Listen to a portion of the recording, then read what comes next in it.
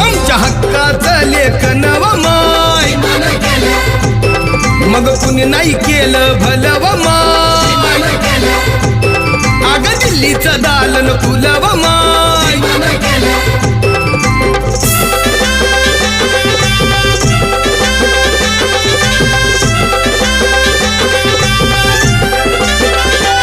तुमच्या पोरानं शाळेत शिकावं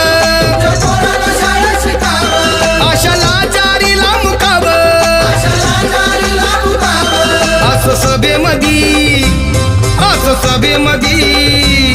असं सभेमधी भाषण व माय मग कुणी नाही केलं भलं व माय अग दिल्लीचं दालन फुलं व माय